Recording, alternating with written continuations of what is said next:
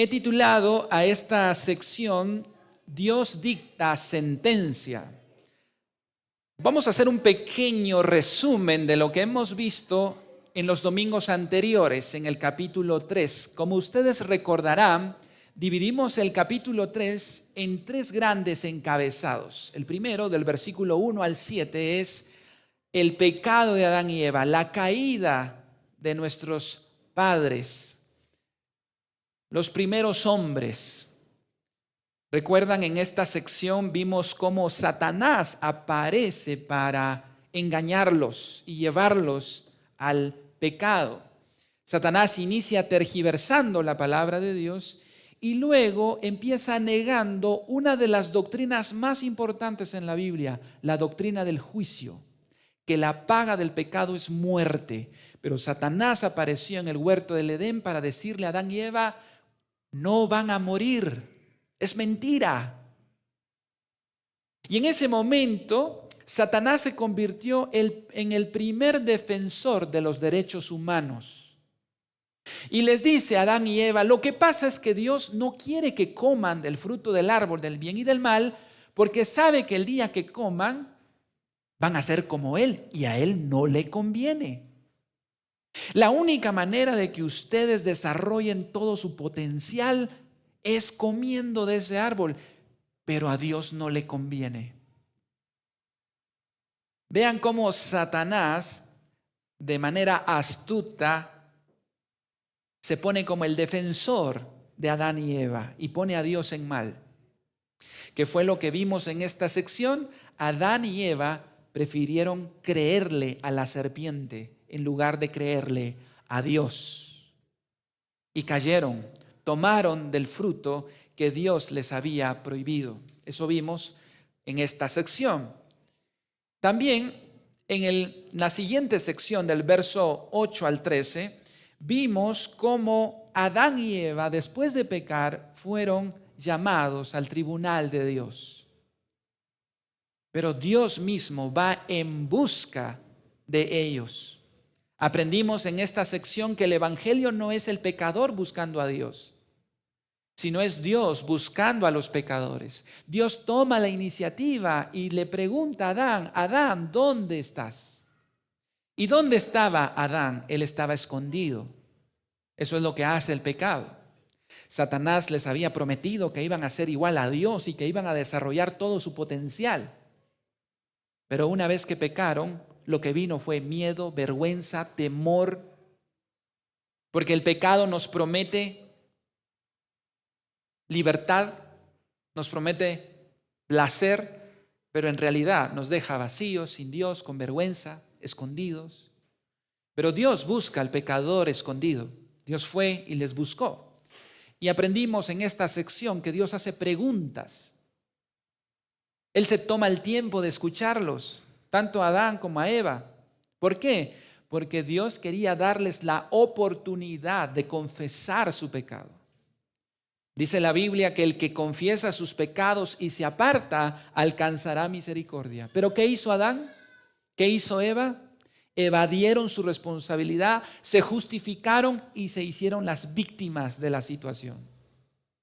Eso entonces nos lleva al tercer encabezado que vamos a ver en esta mañana: la sentencia de Dios sobre Adán y Eva, y por consecuencia la sentencia de Dios sobre nosotros como seres humanos. Vamos a dividir esta sentencia en tres puntos principales: la sentencia a la serpiente, la sentencia para Eva y la sentencia para Adán. El texto está fácil de poder dividir. Veamos entonces, en primer lugar, la sentencia para la serpiente, versículo 14 en nuestras Biblias. Veamos en nuestras Biblias, verso 14. Y Jehová Dios dijo a la serpiente: por cuanto esto hiciste, maldita serás entre todas las bestias y entre todos los animales del campo. Sobre tu pecho andarás y polvo comerás todos los días de tu vida.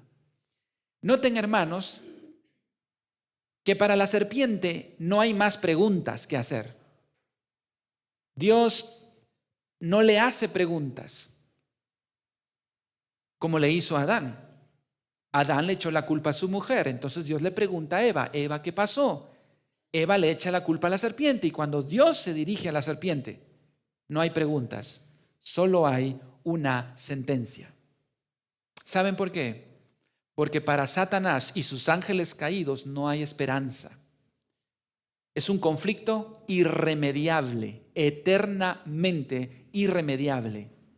Jesús no murió por ningún ángel, ningún principado que se rebeló en contra de Dios. Para Satanás, la condena ha sido dictada y no hay esperanza, no hay diálogo, no hay nada que preguntar. Qué triste, ¿verdad? Jesús mismo dijo en Mateo, capítulo 25, 41.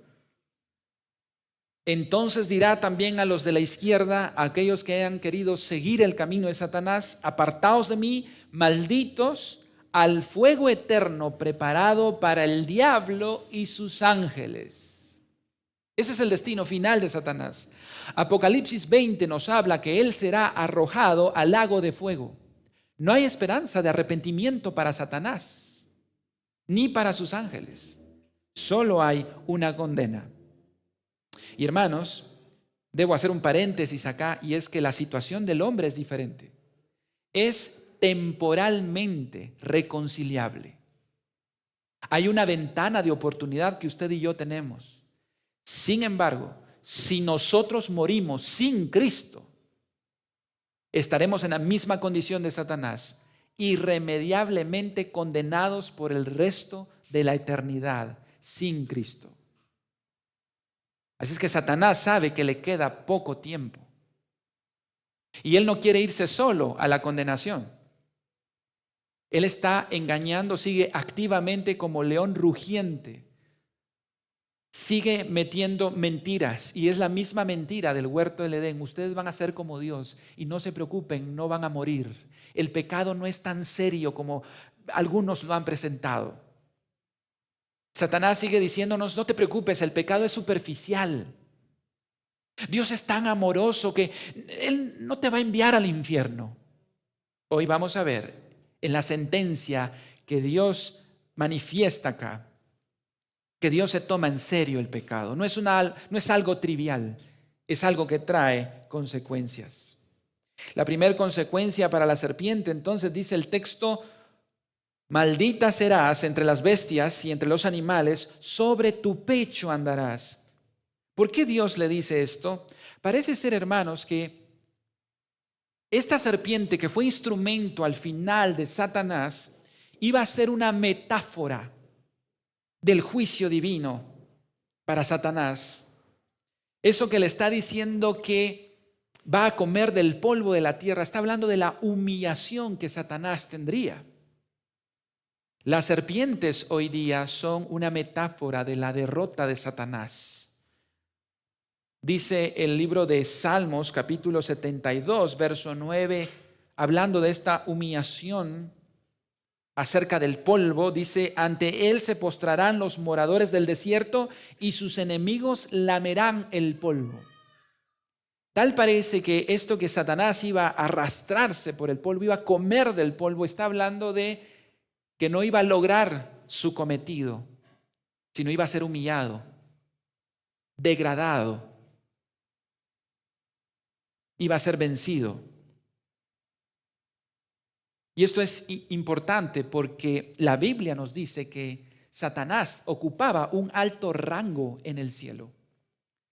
Satanás fue creado por Dios para alabanza del nombre de Dios. Pero Satanás quiso la gloria y la honra para su nombre. Por eso, hermanos, el Padre nuestro inicia con la primera petición, santificado sea tu nombre. Nos convertimos en Satanás y seguimos su camino cuando nosotros santificamos nuestro nombre, cuando nuestro nombre y nuestro reino y nuestra voluntad van primero. Satanás, de hecho, nos dice la profecía de Ezequiel, en el huerto del Edén. Probablemente por eso Eva no se extrañó de hablar en algún momento con él. Dice Ezequiel 28:12, hijo de hombre, levanta endecha sobre el rey de Tiro y dile, así ha dicho Jehová el Señor, tú eras el sello de la perfección, lleno de sabiduría y acabado de hermosura. Pero pastor, aquí dice que es para el rey de Tiro. Esta profecía usa al rey de Tiro como una metáfora para apuntar a algo más que el rey de Tiro. ¿Por qué? Porque habla de que el rey de Tiro estuvo en el huerto del Edén. Y por supuesto, el rey de Tiro no estuvo en Edén. Parece que hay algo más que el rey de Tiro en esta profecía. Sigue diciendo el verso 13. En Edén, en el huerto de Dios estuviste. De toda piedra preciosa era tu vestidura, de cornerina, topacio, jaspe, crisólito, berilo y ónice, de zafiro, carbunclo, esmeralda y oro. Los primores de tus tamboriles y flautas estuvieron preparados para ti en el día de tu creación. Tú, querubín grande, protector, yo te puse en el santo monte de Dios. Allí estuviste, en medio de las piedras de fuego te paseabas. Perfecto eras en todos tus caminos, desde el día que fuiste creado hasta que se halló maldad en ti. ¿Y cuál fue la maldad de Satanás? ¿Cuál fue el pecado? Verso 17, se enalteció tu corazón a causa de tu hermosura, corrompiste tu sabiduría a causa de tu esplendor. Yo te arrojaré por tierra, delante de los reyes te pondré para que miren en ti. Qué triste situación la de Satanás, estando en lo más alto, por su desobediencia y rebelión, por querer quitar a Dios de su trono, Dios lo humilló hasta lo más profundo. Por eso, hermanos, nosotros seguimos el camino de Satanás cuando queremos ser el Dios de nuestra vida. O como cuando aquel filósofo mexicano dijo, con dinero, sin dinero, sigo siendo el rey. Yo he escuchado a personas en su entierro poner esa canción. Y qué triste, porque usted no es el rey. Con dinero o sin dinero, usted no es el rey. O lo entendemos por las buenas o lo vamos a entender por las malas. Yo no puedo vivir como a mí se me da la gana. Yo no soy Dios. El día que Adán y Eva quisieron ser como Dios, fracasaron y solo hubo vergüenza, miedo y temor. Así es que Dios lo maldice a la serpiente que representa a Satanás, pero hay una segunda maldición en el verso 15 que, hermanos, es súper interesante. El versículo 15 de Génesis capítulo 3 es uno de los versículos más importantes en toda la Biblia.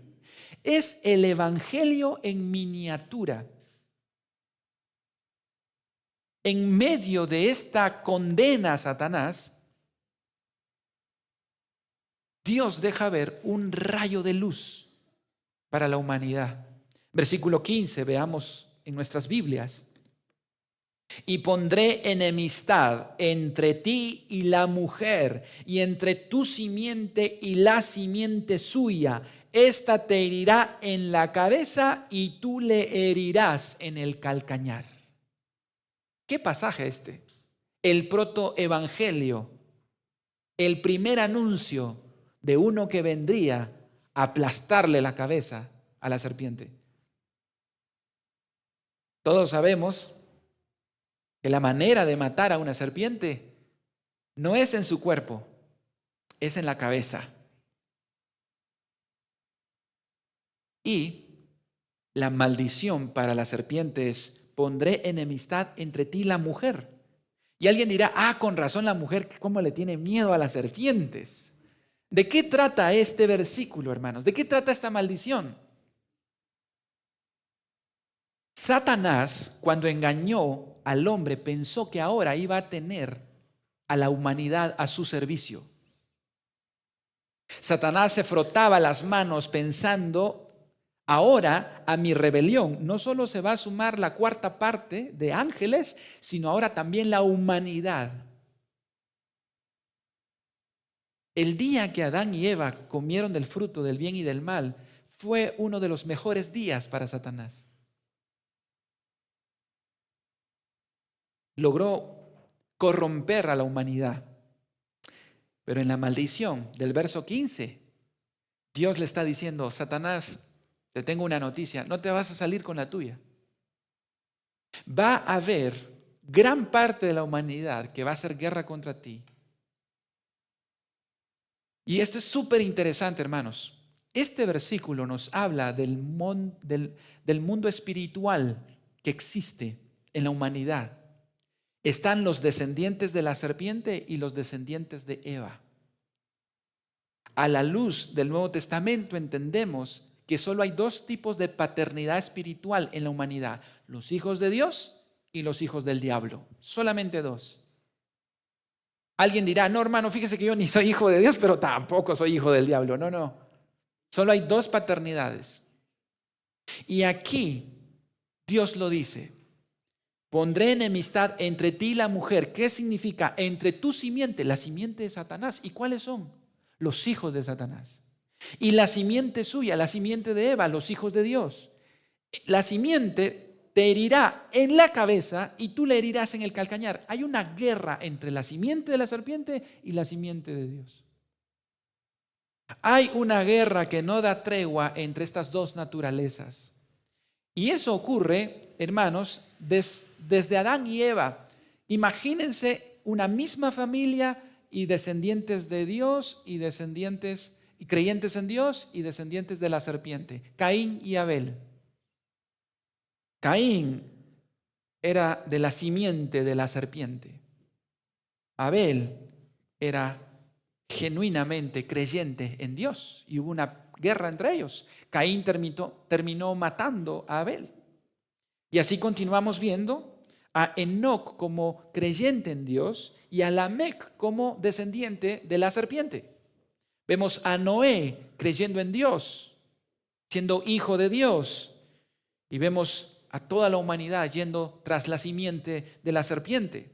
Y así vemos cómo hoy en una misma familia hay hijos de Dios e hijos del diablo. Personas que aman a Dios y personas que no siguen a Dios. Y eso es la promesa de Génesis 3:15. No toda la humanidad iba a seguir a la serpiente. Le pregunto a usted, ¿usted es descendiente de la serpiente? ¿De Satanás? ¿O es creyente? Es hijo de Dios. Solo hay dos paternidades. Así es que de esos descendientes vendría uno, dice el Señor en este versículo, que le daría el golpe certero. ¿Quién fue ese, hermanos? Cristo Jesús, descendiente de la mujer, que vino y aplastó la cabeza de Satanás. Y aquí hay un detalle importante. ¿Saben? El Nuevo Testamento dice que Jesús murió en el Gólgota. ¿Y qué significa Gólgota? Lugar de la calavera. ¿Y qué es la calavera? Es la cabeza, el cráneo. Ahí murió Cristo, símbolo de que le estaba dando el golpe certero a Satanás. ¿Por qué el golpe certero? Porque estaba quitándole el poder sobre la humanidad. Él estaba pagando el pecado. Venció la muerte en la cruz. Al resucitar al tercer día, murió para resucitar y vencer la muerte. Así es que Dios usaría a la mujer. Esta lucha entre la mujer y la simiente de la serpiente se ilustra en Apocalipsis 12, verso 1, que dice: apareció en el cielo una señal, una mujer vestida del sol, con la luna debajo de sus pies y sobre su cabeza una corona de 12 estrellas. Y estando encinta, clamaba con dolores de parto en la angustia del alumbramiento. También apareció otra señal del cielo. He aquí un gran dragón escarlata, Fíjense cómo en Génesis era una serpiente, en Apocalipsis es un dragón escarlata que tenía 7 cabezas y 10 cuernos y en sus cabezas 7 diademas.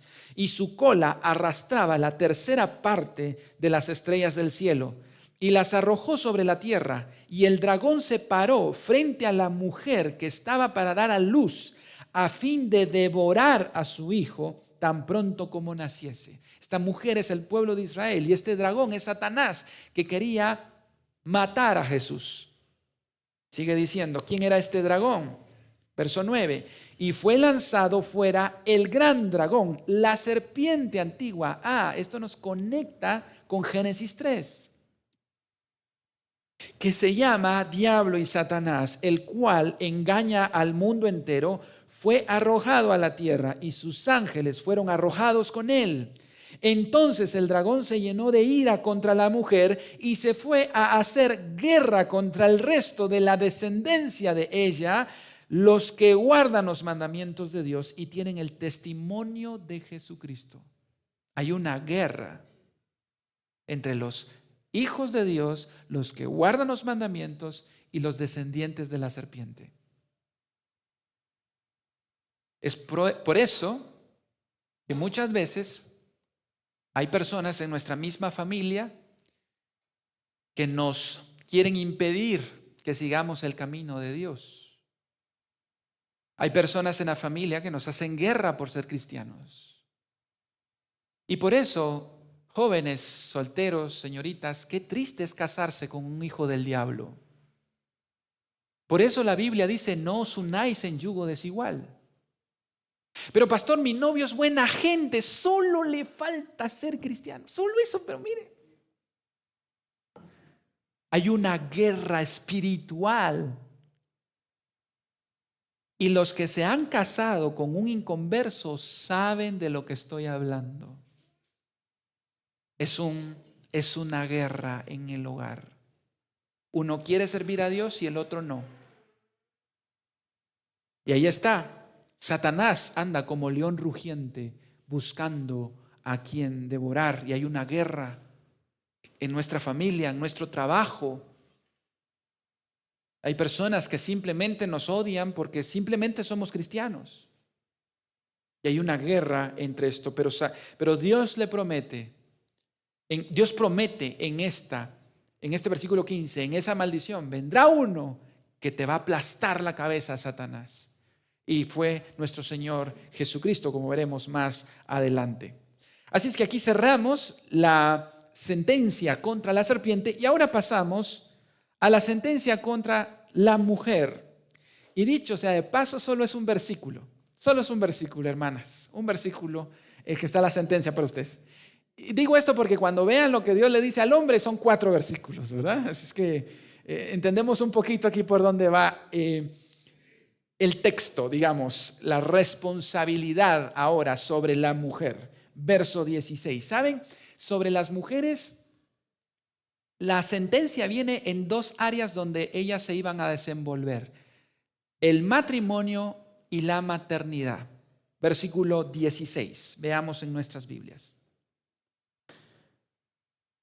A la mujer dijo, sentencia para la mujer: multiplicaré en gran manera los dolores en tus preñeces. Con dolor darás a luz los hijos, y tu deseo será para tu marido, y él se enseñoreará de ti.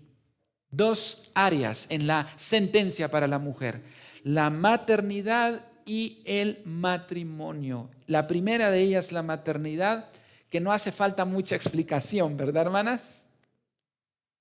No era así en el principio, pero ahora Dios ha multiplicado el dolor en el parto.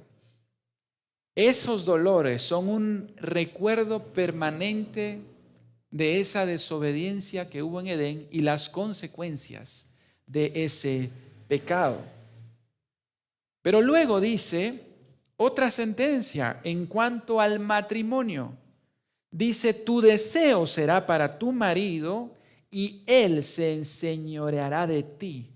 Ese tu deseo será es como Aquí, hermanos, podríamos decir que inicia el feminismo y el machismo a causa del pecado. Ya no sería una armoniosa sujeción, como vimos en el capítulo 2, que la mujer como ayuda idónea para su esposo, sino ahora habría una lucha de poder en el matrimonio. Ya no sería una armonía, sino la mujer dice, será tu deseo para tu marido. Lo que está diciendo es, será tu deseo controlar a tu esposo, pero ¿sabes qué? Él se enseñoreará de ti. El hombre respondería con despotismo. ¿Qué es una persona déspota? Es alguien que ejerce su autoridad de manera abusiva y autoritaria. De manera que la mujer tendería a la rebelión, a no querer sujetarse a su esposo, sino a quererlo controlar, y el esposo respondería con despotismo. Ahora vendría una lucha de poder y de control en esto. Y aquí tenemos entonces, a raíz de la caída, el feminismo, el machismo, fuera del contexto de lo que Dios ordena. Ustedes recuerdan que la Biblia le dice al esposo que ame a su esposa como Cristo amó a la iglesia, y a la esposa que se sujete a su esposo. Pero a causa de la caída y ese corazón pecaminoso, en lugar de hacer esto, ambos responden de manera equivocada. Por eso necesitamos la llenura del Espíritu Santo, ¿verdad? Para poder cumplir con esos papeles como Dios manda. Ahora pasamos a la tercera sentencia, la sentencia para el hombre, que es una de las más largas, desde el verso 17, 18 y 19. Veamos ahora lo que Dios le da como sentencia al hombre. Si a la mujer le da sentencia en maternidad y matrimonio, al hombre lo hace en su esfera, en la esfera del campo, donde él lleva sustento a su casa. Vean lo que dice el verso 17. Y al hombre dijo, por cuanto obedeciste a la voz de tu mujer, por cuanto obedeciste a la voz de tu mujer y comiste del árbol de que te mandé diciendo, no comerás de él, maldita será la tierra por tu causa. Con dolor comerás de ella todos los días de tu vida. Noten lo primero que Dios le dice, por cuanto escuchaste la voz de tu mujer. Es decir, no hizo el liderazgo que Dios le había dejado. Y en lugar de escuchar la voz de Dios, escuchó la voz de su mujer. Claramente lo dice acá el texto. Maldita será la tierra por tu causa. Esa tierra que era su amiga y que le daba el sustento, ahora va a ser su enemiga. Porque ha sido maldecida a causa de su desobediencia. La tierra ahora es enemiga del hombre. Ahora entendemos por qué tenemos sequías, terremotos, huracanes. Ahora la tierra es hostil al hombre. Y uno podría decir, será por eso el tema del clima, ¿verdad? Ahora decimos todos, el clima está loco. No, el clima no está loco, el clima está maldecido por Dios. La tierra está maldita por Dios. Ahora produce espinos y cardos, dice el verso 18. Espinos y cardos te producirá y comerás plantas del campo. Ahora hay mala hierba. Ahora tenemos espinas. ¿Cuántos no nos hemos lastimado con las espinas, con los cardos? Abrojos, mala hierba. Hoy el hombre ha inventado insecticidas que son perjudiciales para nuestra propia salud. Queriendo eliminar esta maldición, lo que hacemos es contaminar la tierra y por estos insecticidas lo que nos comemos pues afecta a largo plazo nuestra salud. Verso 19, con el sudor de tu rostro comerás el pan hasta que vuelvas a la tierra.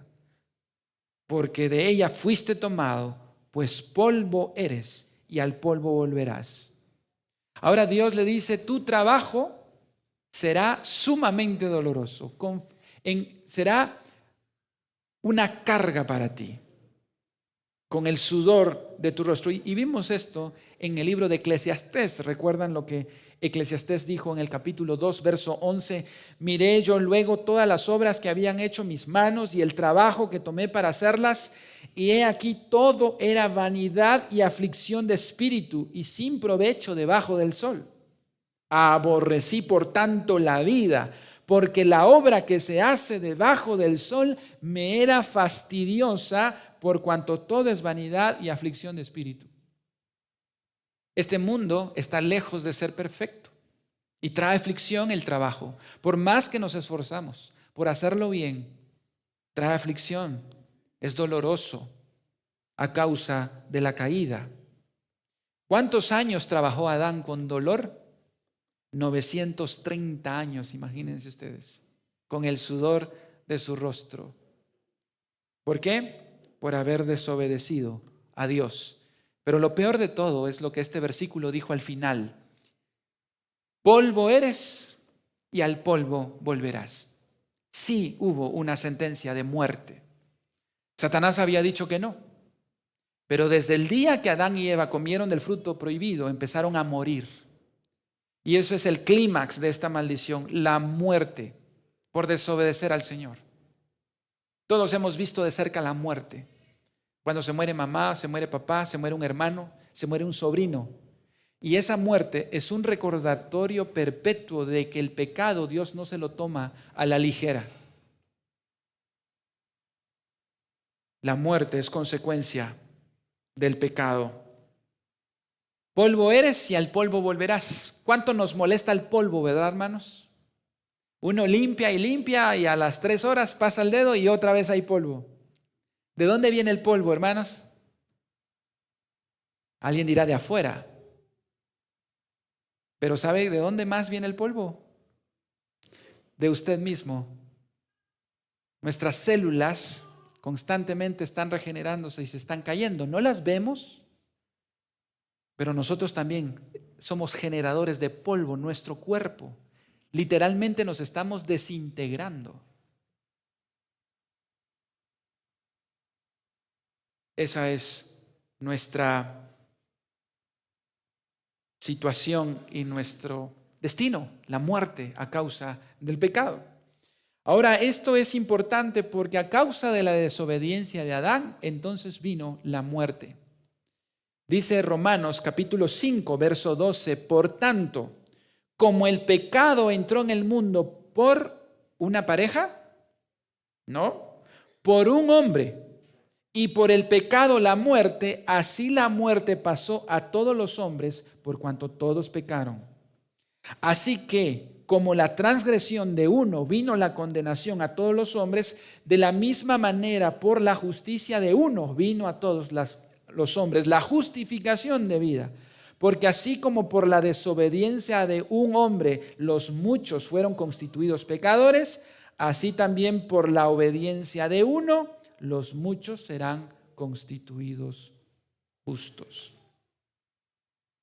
Por la desobediencia de uno, Adán, él era nuestra cabeza federal, nuestro representante legal. En él caímos todos. Pero en Cristo somos justificados, aquellos que hemos puesto nuestra fe en él.